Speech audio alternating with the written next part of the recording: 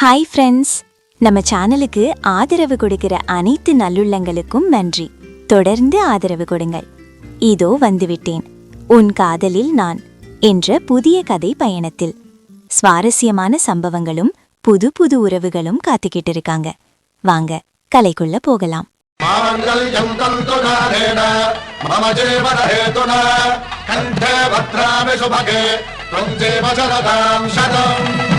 திருமாங்கல்யத்தை புரோகிதர் மாறன் கையில் கொடுத்தார். ஒருவித தயக்கத்துடன் அதை பெற்றுக்கொண்ட மாறன் வாடிய அவள் முகத்தை ஒரு கணம் வருத்தத்துடன் பார்த்தான். என மன்னிச்சிருமாயா, எனக்கும் வேற வழி இல்ல. உனக்கு எந்த ஒரு குறையும் இல்லாம சந்தோஷமா பாத்துக்க வேண்டியது என்னோட பொறுப்பு. உன் ஆசைகள் நிறைவேற்ற நான் எல்லா முயற்சியும் செய்வேன் என்று மனதில் உறுதி செய்து கொண்டு திருமாங்கல்யத்தை அவள் கழுத்தில் கட்டினான். தன் அனைத்து கனவுகளும் ஒரு நொடியில் கலைந்ததை அந்த நிமிடம் உணர்ந்தாள் மாயா. கண்களில் வெள்ளமாய் பெருக்கெடுத்த கண்ணீரை துடைக்க இயலாமல் சிலையாய் அவன் அருகில் அமர்ந்திருந்தாள். அங்கு கூடியிருந்த அனைவர் முகத்திலும் சந்தோஷம் நிறைந்திருந்தது. மணமக்களை மனதார வாழ்த்தினர். மாயாவிற்கோ அந்த வாழ்த்துக்கள் யாவும் சாபங்களாக தெரிந்தன. தன் வாழ்வு ஒரே நாளில் தலைகீழாக மாறிப்போகும் என்று ஒருபொழுதும் அவள் நினைத்திருக்கவில்லை. திடீர் திருமணம், அதுவும் தனக்கு சிறிதும் பொருத்தமில்லாத ஒருவனோடு. மாயா எதிர்பார அனைத்தும் ஒரு நொடியில், அதுவும் அவள் சம்மதத்துடன் நடந்து முடிந்தது. இதுதான் விதியா? இனி இதுதான் என் வாழ்வா? என் கனவை அடுப்படியிலும் வயல்வெளியிலும் தொலைக்கப் போகிறேனா என்று அவள் மனம் எழுப்பிய கேள்விகளுக்கு பதிலின்றி தவித்தாள். வாழ்க்கை என்பது வாழ்ந்திடத்தானே, இதுல என்ன கட்டுப்பாடு? மனசுக்கு பிடிச்ச வேலையை செஞ்சுட்டு சந்தோஷமா வாழணும். மனசுக்கு பிடிச்சதை மட்டும் செய்யணும். அதுல பாரம்பரியம், வழக்கம் இப்படி ஒரு தடையும் வரக்கூடாது என்ற எண்ணம் கொண்ட அழகான தைரியமான மாடர்ன் பொண்ணு மாயா. ஃபேஷன் டெக்னாலஜி 2ஆம் ஆண்டு படிச்சிட்டு இருக்க பொண்ணு. நம்பர் 1 டிசைனர் ஆகணுங்கிறது மாயாவின் கனவு. விவசாயம், அம்மா, சொந்த ஊர், இதுதான் உலகம். இந்த ஊர்ல விவசாயம் செஞ்சு இது வளம் பல மடங்கா உயர்த்தணும் என்னும் கனவோடு சந்தோஷமா பாரம்பரியத்தை பின்பற்றி வாழற இளைஞன் நம்ம மாறன். எம்எஸ்சி அக்ரிகல்ச்சர் பட்டதாரி. விவசாயத்துல பல புது திட்டங்கள் கொண்டு வந்து அதில் வெற்றியும் பெற்றவன். எதிர்பாரான நேரத்தில் எதிர்பாராத சூழலில் எதிரெதிர் எண்ணம் கொண்ட இருவர் இணையும் திருமணம்.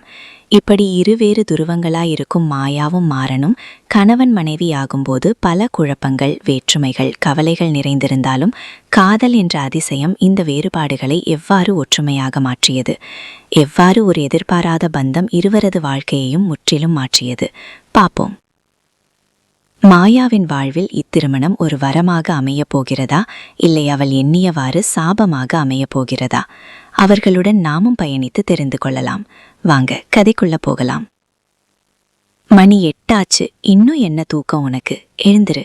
கடிந்து கொண்டு ஃபேன் ஸ்விட்சை அணைத்தார் கஸ்தூரி. அம்மா ப்ளீஸ் ஃபேன் ஆன் பண்ணு. சினுங்களுடன் எழுந்தமர்ந்தாள் மாயா. நெற்றியில் படர்ந்திருந்த நீண்ட கரிய கூந்தலை ஒரு கையால் ஒதுக்கினாள். மா, திஸ் இஸ் நாட் ஃபேர். அம்மாவிடம் உதட்டை சுழித்து கூறினாள். இப்போ எழுந்து போய் பல் துலக்கிட்டு வந்தா காஃபி தருவேன், இல்லைனா இன்னைக்கு உனக்கு காஃபி இல்ல, கராராக கூறினார் கஸ்தூரி. அழகாக சோம்பல் முறித்து பல் துலக்க சென்றாள். இன்னைக்கு லீவு தானே, கொஞ்ச நேரம் தூங்கட்டுமே, காஃபியை குடித்தபடி கேட்டார் ராஜாராம். நீங்க தர செல்லம் தான் அவ கெட்டு போக காரணம். நாளைக்கு கல்யாணமாகி போற வீட்ல இவ்ளோ நேரம் தூங்குனா உங்களை யாரும் எதுவும் சொல்ல மாட்டாங்க. பொண்ணை எப்படி வளர்த்திருக்கா பாருன்னு என்னதான் திட்டுவாங்க, கடுகடுத்தார் கஸ்தூரி. சரி சரி, மீனா எங்க?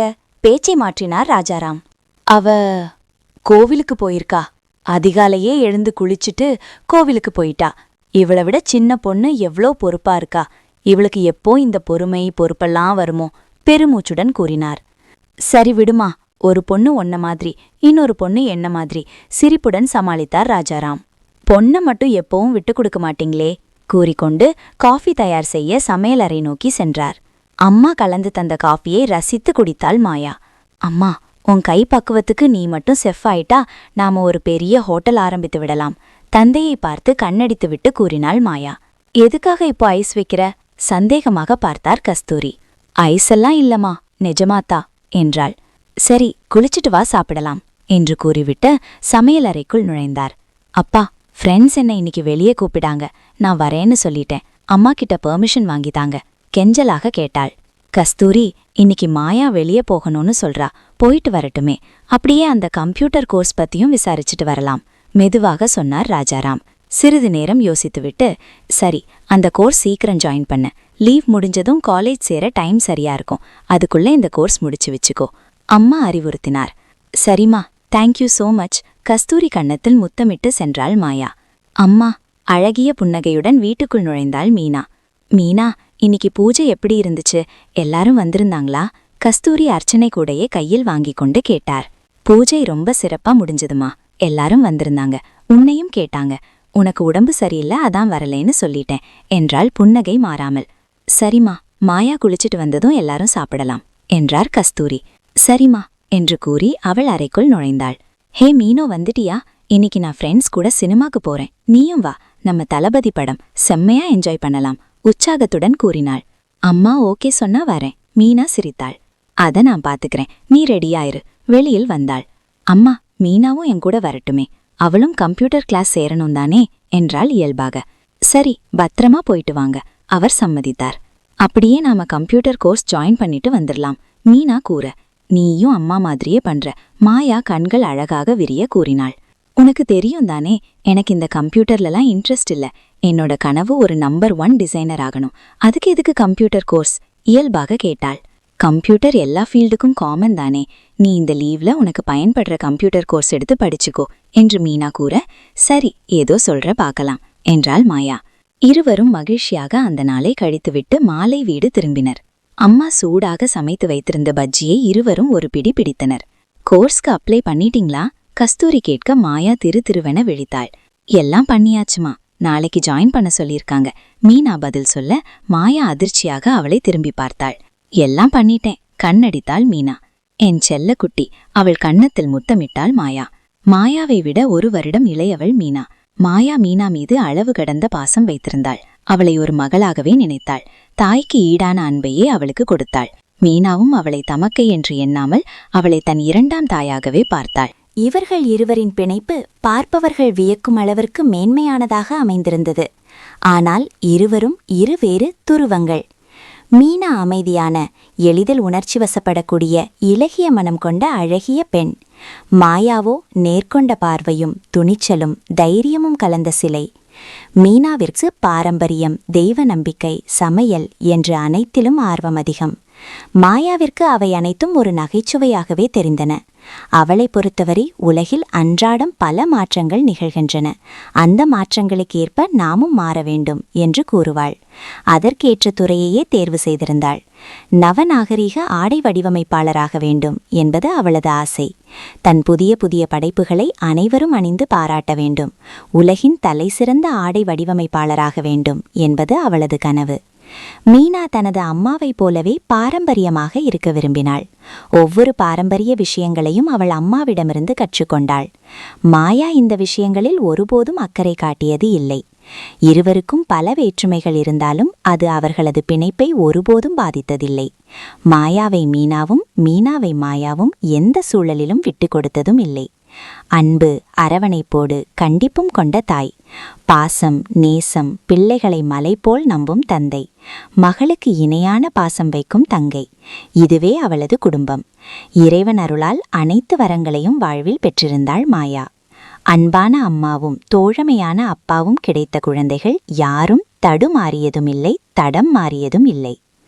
மாறா, சாப்பிடவா, மணி 10 ஆச்சு. வள்ளியின் அன்பான குரலில் வயலில் செய்து கொண்டிருந்த வேலையை அப்படியே போட்டுவிட்டு அவரை நோக்கி வந்தான் மாறன்.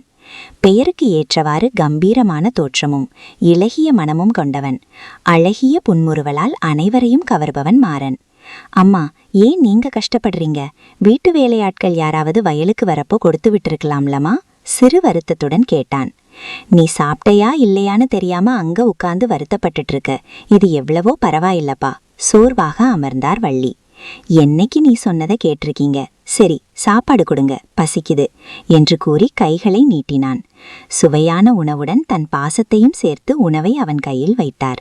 அவனும் மனநிறைவுடன் பசியாறினான். மாறன் வள்ளியின் ஒரே மகன்.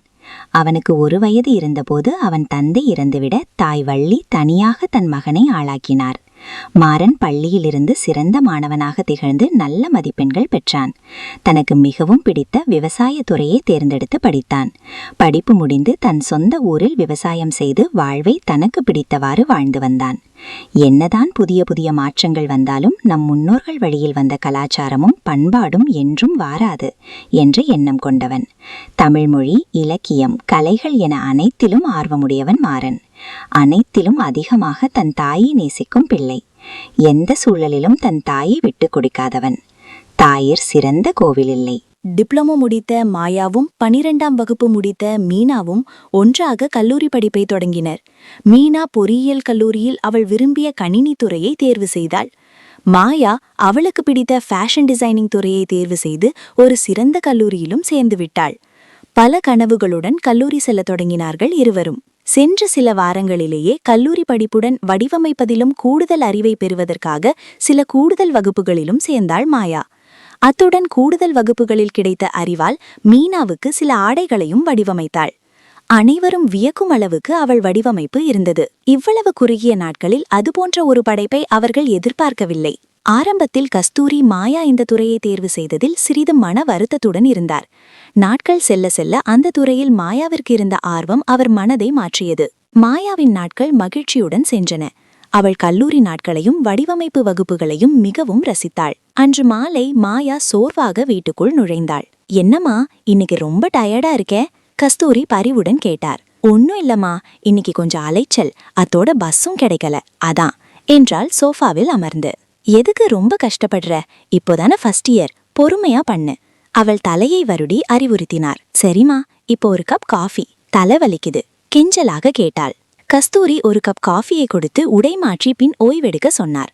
மாயா சுவையான காஃபியை ரசித்து சுவைத்தாள். பின் அவள் தோராயமாக சில இசை சேனல்களை பார்த்து கொண்டிருந்தாள். அதற்குள் மீனா உள்ளே வந்தாள். அவளும் அவளுடன் சேர்ந்து கொண்டாள். சில மணி நேரம் கழித்து ராஜாராமும் அலுவலகத்திலிருந்து வீடு திரும்பினார். அன்று ஞாயிற்றுக்கிழமை. மீனோ, என்ன பண்ற? அறைக்குள் புன்னகையுடன் நுழைந்தாள் மாயா. டிராயிங், இதோ எப்படி இருக்கு என்று கூறி தன் கையில் இருந்த குறிப்பேட்டை காட்டினாள். சூப்பரா இருக்கு மீனு, நீ ஒரு ஆர்டிஸ்ட் என்று கூறி அவள் கன்னத்தில் முத்தமிட்டாள். அம்மா இங்க பாருங்க, மீனு டிராயிங் சூப்பரா இருக்கு மகிழ்ச்சியாக கூறியபடி கஸ்தூரியை தேடி சென்றாள். கஸ்தூரி, ராஜாராம் இருவரும் ஓவியத்தை பாராட்டினர். என்னங்க, போன் ரிங் ஆகுதுன்னு நினைக்கிறேன் கஸ்தூரி கூற ராஜாராம் தன் அறைக்கு சென்றார். வள்ளிமா, அவர் குரல் உற்சாகத்துடன் ஒலித்தது. கஸ்தூரி வள்ளியின் பெயர் கேட்டு முகம் மலர்ந்தார். அப்படியாமா, ஏன் இந்த வருஷம் வித்தியாசமா பண்றீங்க? ஓ சரிமா, நாங்க கண்டிப்பா வரோம். மாறன் நல்லா இருக்கானா? எங்க போயிட்டான்?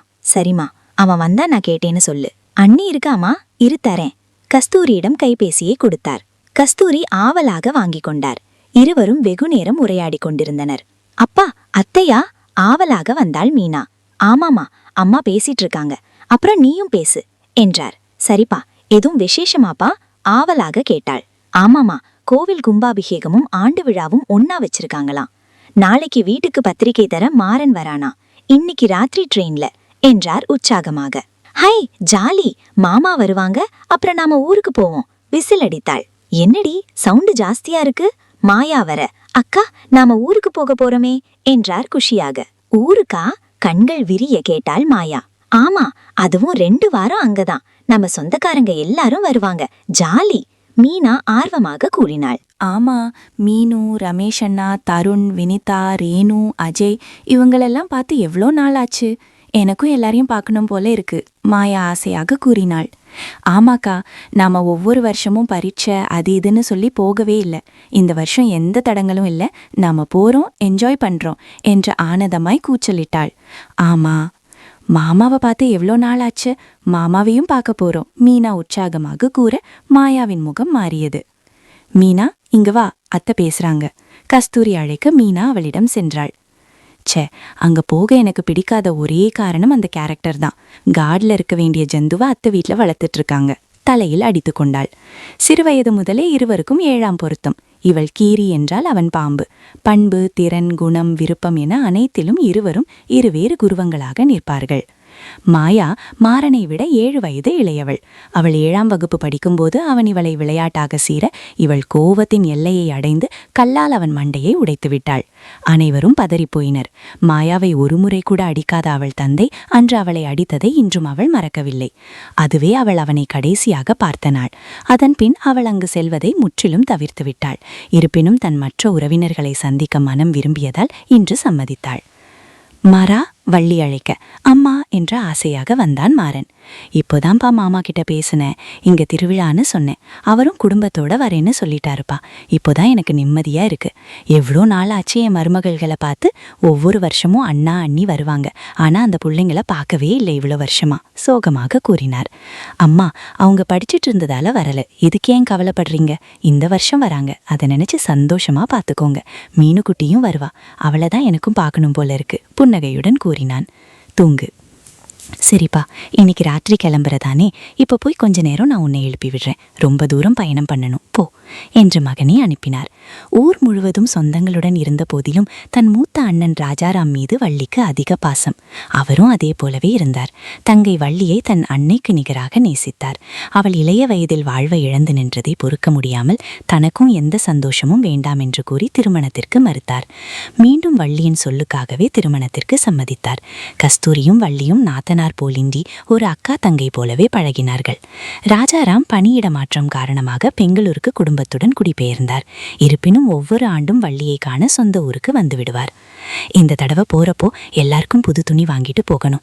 கும்பாபிஷேகம் நடக்க போகுது, வேற ஏதாச்சும் வேணுமான்னு கேட்டுக்கோங்க, பரபரத்தார் கஸ்தூரி.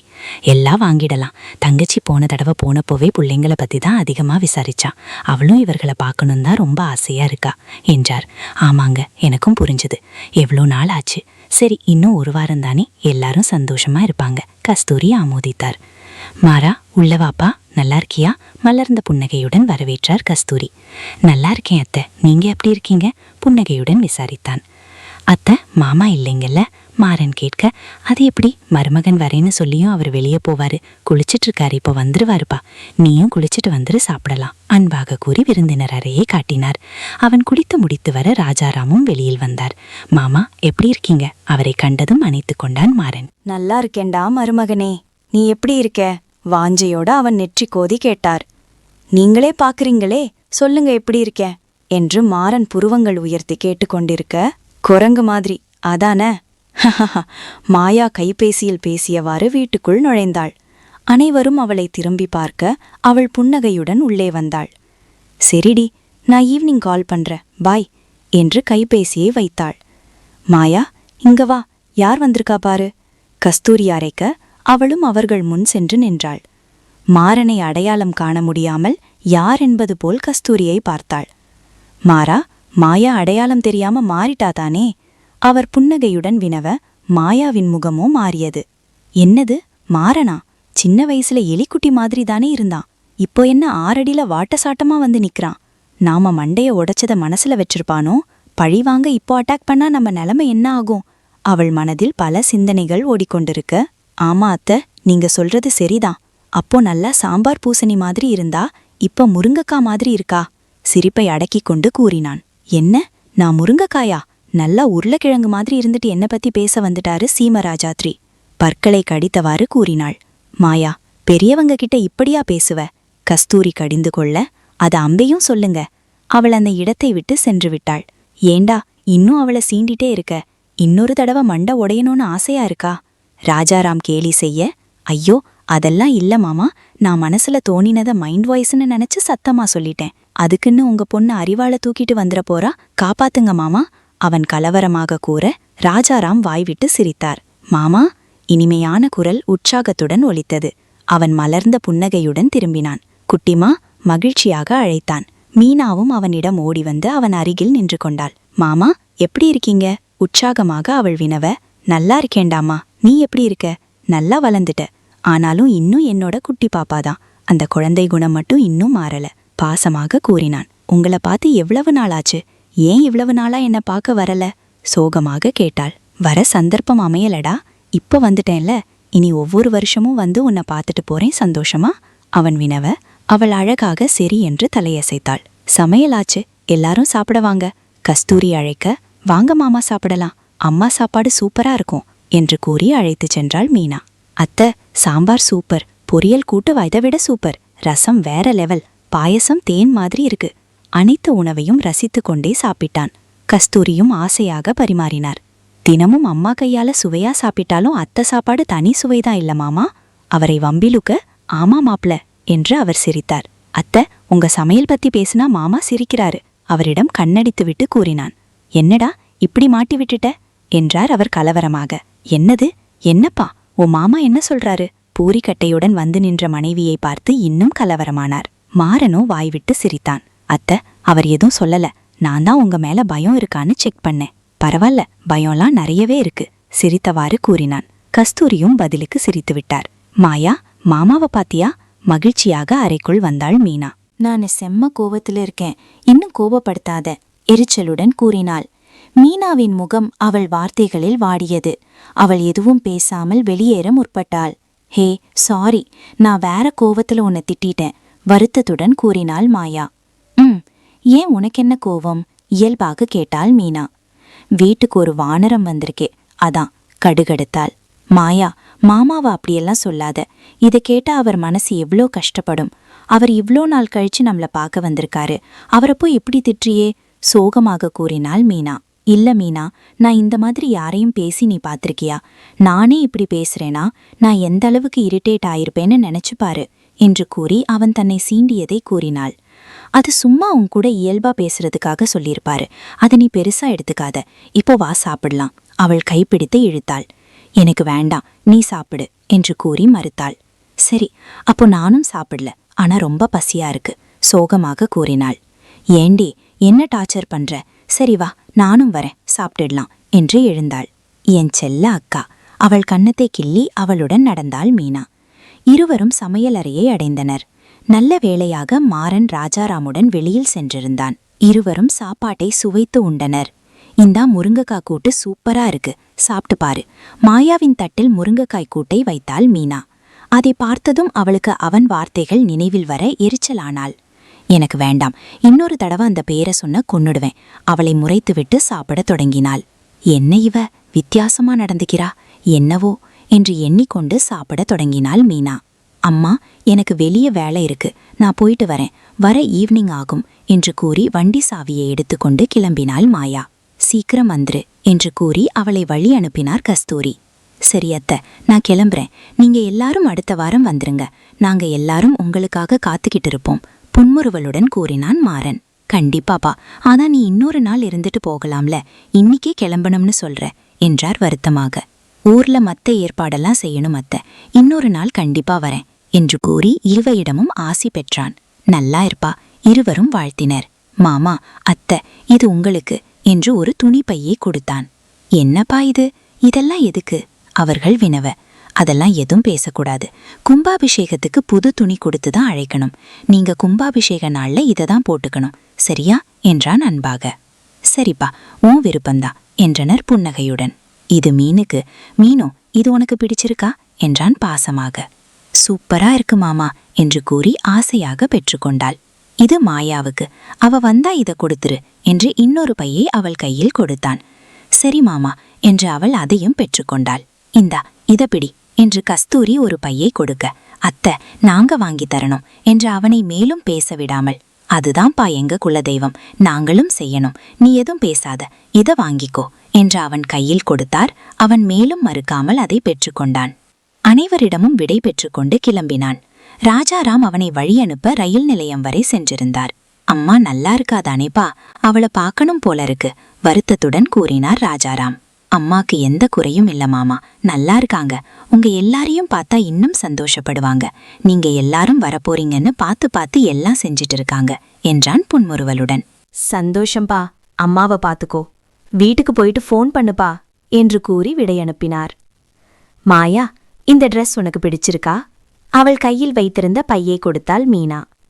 நல்லா இருக்கு மீனோ. கும்பாபிஷேகத்துக்கா என்றாள். ஆமா, மாமா வாங்கிட்டு வந்தது என்று அவள் கூற இவளுக்கு கோபம் வந்தது. எனக்கு இந்த கலர் பிடிக்கல, எனக்கு இது வேண்டாம் என்று கூறி துணி பையை அவளிடம் கொடுத்துவிட்டு சென்றாள். இது நம்ம அத்தை நமக்காக ஆசையா வாங்கி கொடுத்து அனுப்பினது, அத வேணான்னு சொன்னா அவங்க கஷ்டப்படுவாங்க அப்புறம் உன் இஷ்டம் என்று முகத்தை சோர்வாக வைத்து கொண்டாள். சரி குடு, இதையே புட்டுக்கிறேன். நீ ஒருத்திதான் என்ன ஒரு நிமிஷத்துல மாத்திடுற என்றாள் சோர்வாக. ஏனா நான் உன் செல்ல தங்கச்சி என்று அவள் கன்னத்தில் முத்தமிட்டாள் மீனா. மாயாவின் கோபம் தணிந்து புன்னகை மலர்ந்தது. மூடுபனி அந்த அழகிய குன்றின் அடிப்பகுதியை விழுங்கியது. அது புதிதாய் அரும்பிய அரும்புகள், புற்கள் மற்றும் இலைகளின் அழகை தன் வெண்மையால் மறைத்தது. அது அவற்றின் நிறத்தை வெளியேற்றி எல்லாவற்றையும் பாறையின் அதே கல் சாம்பல் நிறமாக மாற்றிக்கொண்டிருந்தது. புதிதாய் வீசும் குளிர்ந்த காற்று மற்றும் மிருதுவான காற்று கண்ணுக்கு தெரியாத பேய் போல விசிலடிக்க ஆரம்பித்தது. சிவப்பும் மற்றும் பச்சை நிற பறவைகள் மிளகாய் போன்ற தங்கள் அழகுகளால் அவற்றின் மெல்லிசையை தொடங்கின. பிரம்மாண்டமான தோட்டம் ஒரு அரச அரண்மனை போல நின்றது மற்றும் அடர்த்தியான உலர்ந்த வலுவான பழுப்பு நிற பெரிய கிளைகள் காலையை வரவேற்று நடனமாடின. எண்ணற்ற அழகான பச்சை பழுப்பு நிற இலைகள் தங்கள் காலை திட்டங்களை பற்றி ஒருவருக்கொருவர் கிசுகிசுப்பது போல அந்த காலை பொழுது அமைந்திருந்தது. அந்த அழகிய அதிகாலை பொழுதை வியந்தபடி காரில் அமர்ந்திருந்தாள் மாயா.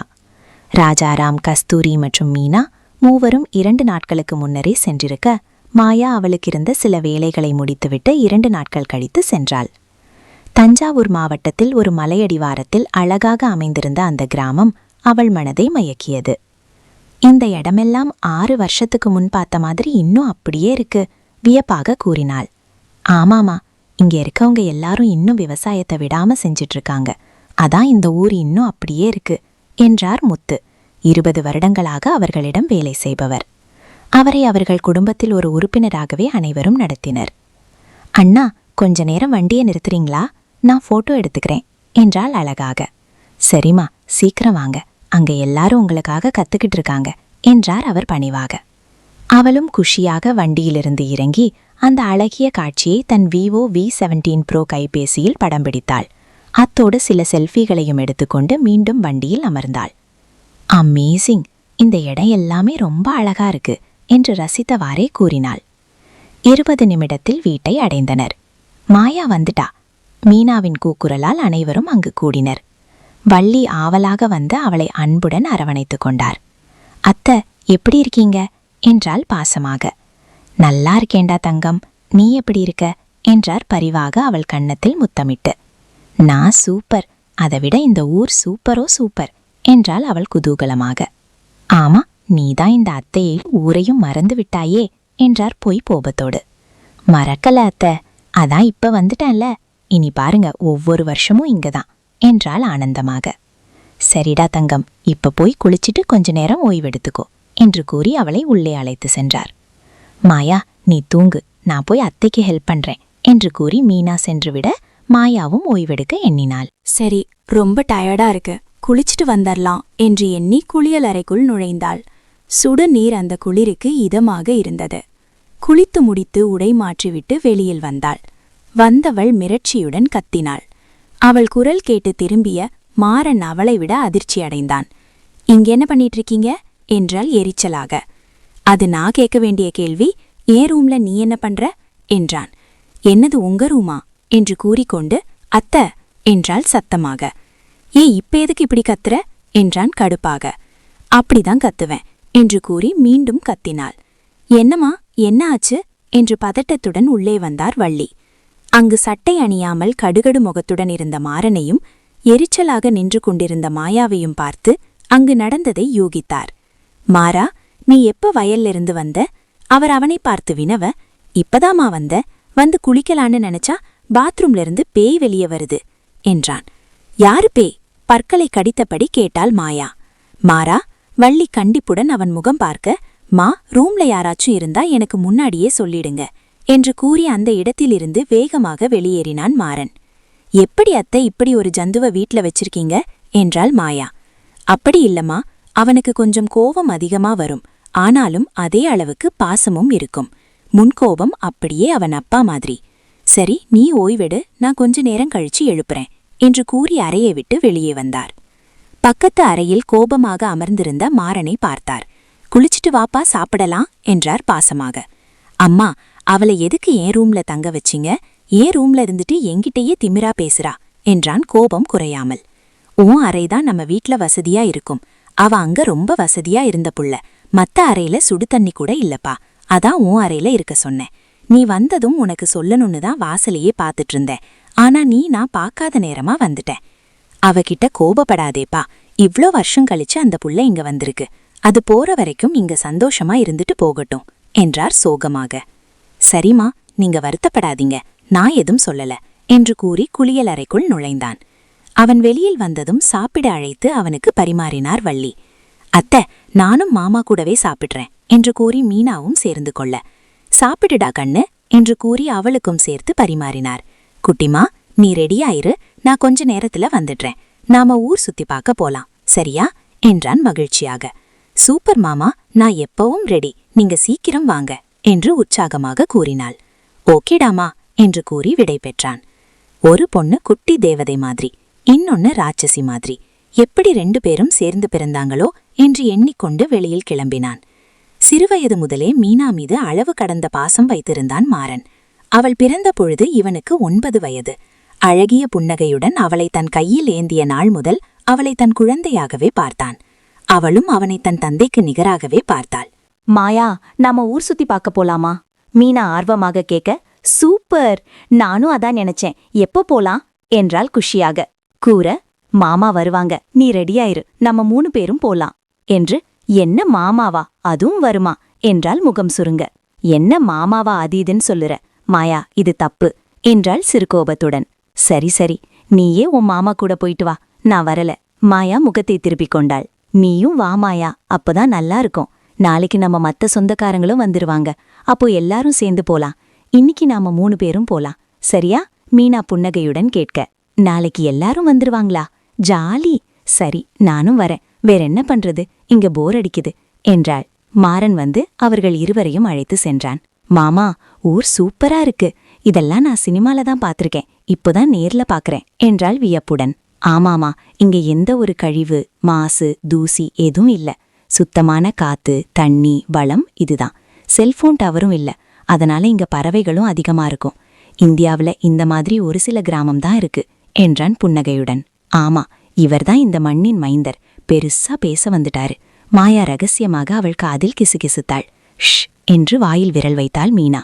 மாயா சிரித்துக்கொண்டு அவளுக்கு பிடித்த இடங்களை படம் பிடித்தாள். அவன் அவர்களை தோட்டத்துக்கு அழைத்து சென்றான். வயல் மிகவும் அழகாக இருந்தது, மனதை கவர்ந்தது. சுற்றிலும் பசுமை சூழ நெற்பயிர்கள் அழகாக காட்சியளித்தன. மீனு, இந்தா இளநீர், நம்ம தோப்புல காய்ச்சது என்று அவளிடம் இளநீரை கொடுத்தான். அவளும் ஆர்வமாக வாங்கி அதை பருகினாள். டேஸ்டா இருக்கு மாமா என்றாள் சுவைத்து. எனக்கு ஒரு வாய் தண்ணியாச்சும் கொடுத்தானா பாரு, இரக்கமில்லாதவன் என்று மனதில் நினைத்து கொண்டிருக்கும் போதே, அம்மா இந்தாங்க இளநீர் என்று அங்கு வேலை செய்யும் வேலையால் கொண்டு வந்து கொடுக்க அதை ஆசையாக பெற்றுக்கொண்டாள் மாயா. தேங்க்ஸ் அண்ணா என்று கூறி அதை சுவைத்து குடித்தாள். ஐயா, இளநீர் கொடுத்துட்டேங்க என்று பணிவுடன் மாறனிடம் அந்த வேலையால் கூற, சரி ராமு, நீ போய் மத்த வேலைகளை கவனி என்று அவனை அனுப்பிவிட்டு அவர்கள் இருந்த இடத்துக்கு வந்தான். சரி, அடுத்து கோவிலுக்கு போகலாம். அங்க இன்னைக்கு இருந்து 7 நாளும் நாடகம் இருக்கு. உனக்கு நாடகம் பார்க்க பிடிக்குமா குட்டிமா என்றான் புன்னகையுடன். பிடிக்கும் மாமா, நான் படிச்சிருக்கேன், ஆனா பார்த்ததில்ல. போகலாம் என்றாள் உற்சாகமாக. மாயா, நீயும் வரதான என்றாள். இந்த நாடகமெல்லாம் போர், வீட்டுக்கு போகலாம் என்றாள் முகம் சுழித்து. சரி, அப்போ இவளை வீட்ல விட்டுட்டு நாம போகலாம் மாமா என்று மீனா கூற. அப்போ நீ கண்டிப்பா போக போறியா என்றாள் மாயா. ஆமா, எனக்கு நாடகம் பார்க்கணும் என்றாள் அவள் பிடிவாதமாக. சரி, நானும் வரேன் என்றாள் வேண்டாவெறுப்பாக. ஏன் செல்லம் என்று அவள் கன்னத்தில் முத்தமிட்டு அழைத்து சென்றாள் மீனா. அடுத்த அத்தியாயத்தில் சந்திப்போம். இந்த கதை உங்களுக்கு பிடித்திருந்தால் லைக் பண்ணுங்க, சேனலை சப்ஸ்கிரைப் பண்ணுங்க. நன்றி நண்பர்களே.